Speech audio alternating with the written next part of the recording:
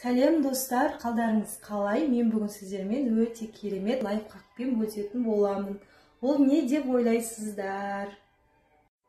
Сіздердің стиральный машиналарыңыз, яғни кір жуғыш машиналарыңызды қалай тазалайсыздар? Мен бүгін сіздерге сол туралы айтатын боламын. Және ол жерде порошок салатын жерінде немесе барабанында қақтар міндетті түрде сақталып қалады. Оны қалай кетіреміз? Соның жолдарымен бөлісетін боламын бүгін сіздермен. Бізде осылай порошоктың қалдықтары да қалып кетеді.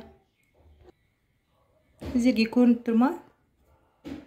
Және бізде мұнда барабанында да әртүрлі кірдің қалдықтары қалады. Соны қалай кетіреміз? Және барабанында да неше түрлі қоқыстар қалып кетеді. Соны тазалауды сіздерге бүгін көрсететін боламын.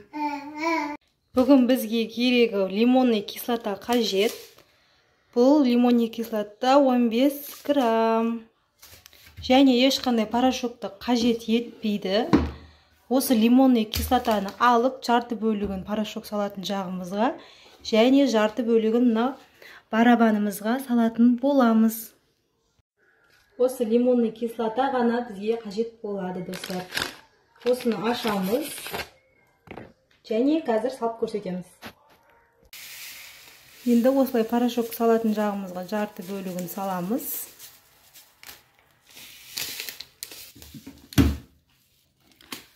Қалған бөлігін осы барабанымыздың ішіне салатын боламыз. Себебі бізде барабанымыздың мына жақтарының барлығында кірлер қалып кетеді, көріп тұрғандарыңыздай.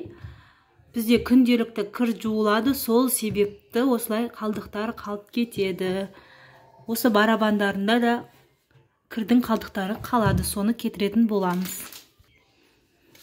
Келесі лимонный кислотамыздың жартысы қалған бөлігін барлығын саламыз.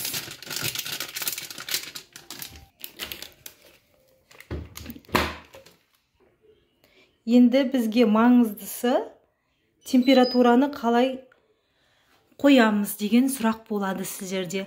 Бұл температураны міндетті түрде 60 немесе 90 градусқа қою қажет.